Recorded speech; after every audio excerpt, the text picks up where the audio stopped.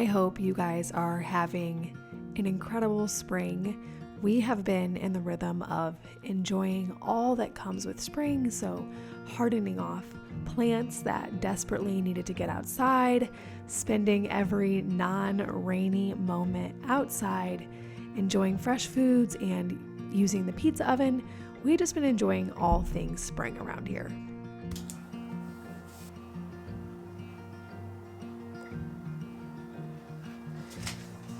With all the extra time outside, I was noticing that me and my daughter both needed sun hats. So in an effort to make more of our wardrobes, which is definitely a goal of mine right now, it's to have more of our wardrobe be handmade. Now, obviously, we still buy some clothing, but I went to Etsy and found a hat bundle that included a really cute wide brim sun hat, and it came in sizes for kids, like babies, kids, and adults.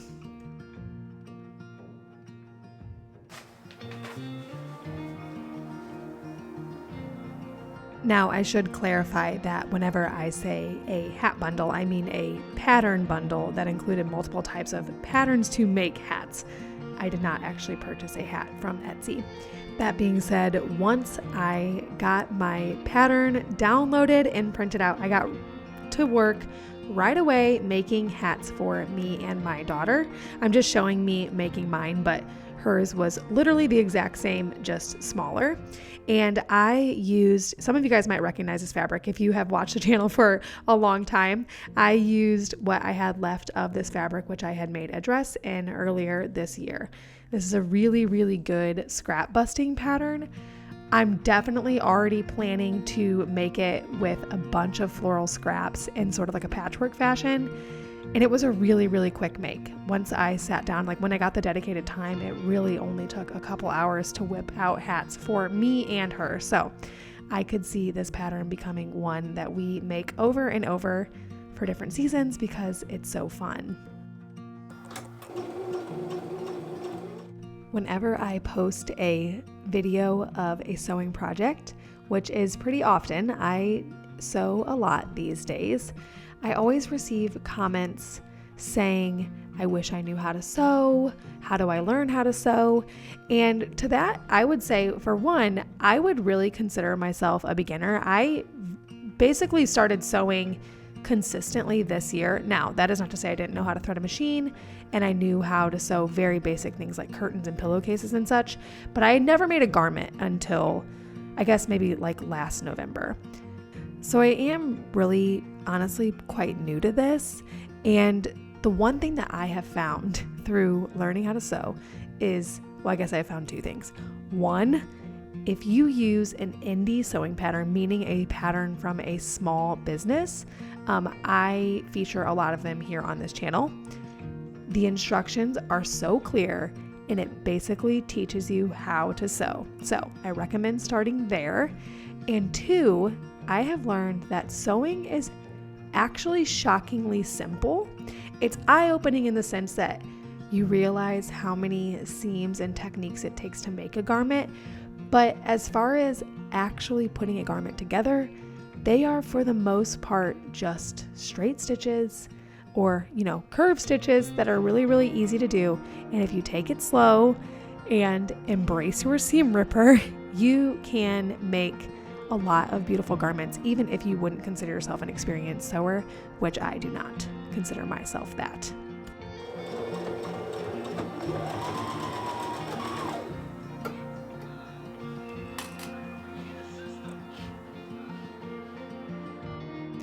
I often talk about how I am new to being the keeper of the home. I am learning a lot of the skills you see on this channel as I am showing them. So I don't consider myself an expert in a lot of these areas. But one thing I have learned about learning skills is one, that they all get easier over time, which sounds silly, but it can be a little bit hard to believe whenever you're in the middle of, or the beginning of learning a skill, that it truly will just get a lot easier over time. and 2, that having a curious spirit and Googling a lot is the best way to learn something.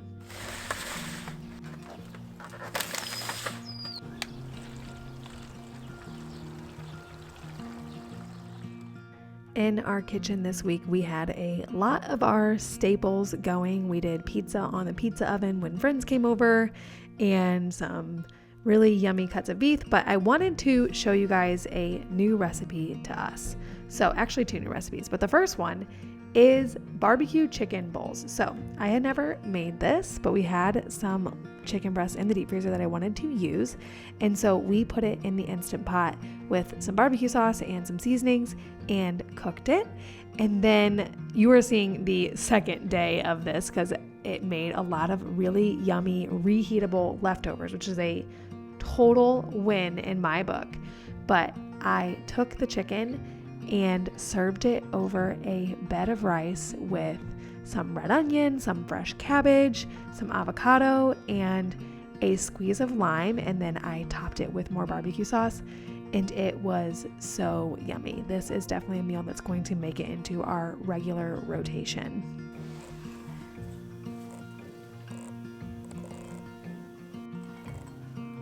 This recipe also inspired me to start experimenting with a more bowl style of meals. So a grain or some rice, a protein, and some veggies in a sauce. And so we will be making more of those types of meals in the future.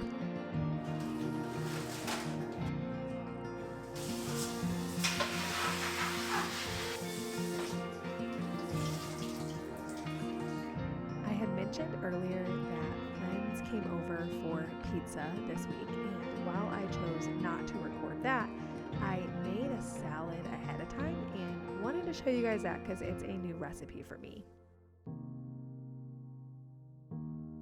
The last time I had a girls' night and made pizza here, my friend offered to bring over a salad as a little appetizer, and it was so yummy that I knew I wanted to make it for this pizza night as well. So I just texted her and said, hey, what did you put in your salad? And she said that she did romaine lettuce with cucumbers, red onions, banana peppers, and cherry tomatoes. So that is what I'm making here. This particular friend of mine loves to cook and is really good at it. So I am going to share her salad tip that she shared with me on with you guys. So she said that her opinion is that you have to chop all the salad toppings really thin and really even in order to make a salad feel fancier. And I have to say, one, I always trust any advice she gives me on cooking because she is, like I said, very good at it. This advice was good advice. It felt much fancier when chopped thin and evenly.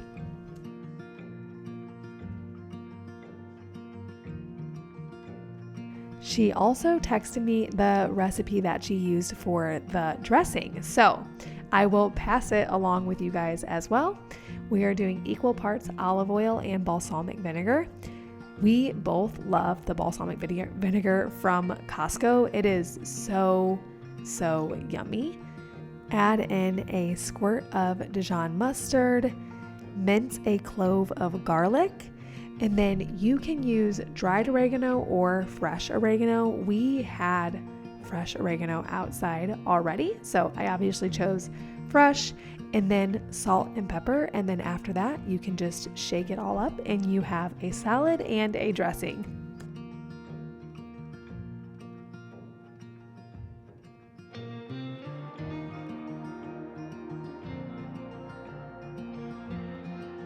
I am sure that by now you guys have caught on that I love purchasing things secondhand, and I really love stuff from the mid-century.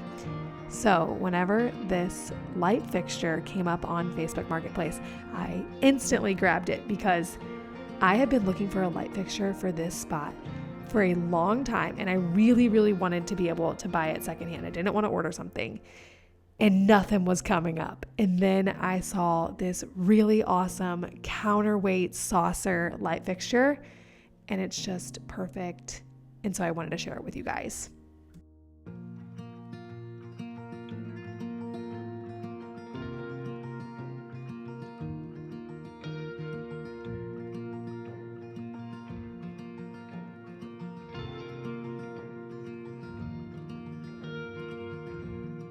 Over the weekend, me and a couple of friends took a girls' trip to Chicago.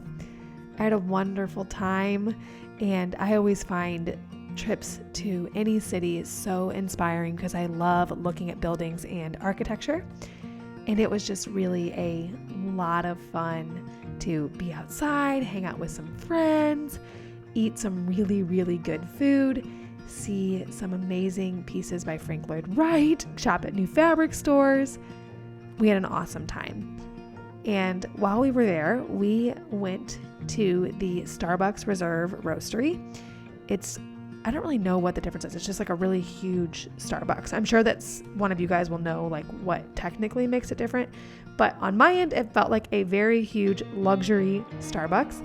And they had a sign advertising their new hot honey affogato.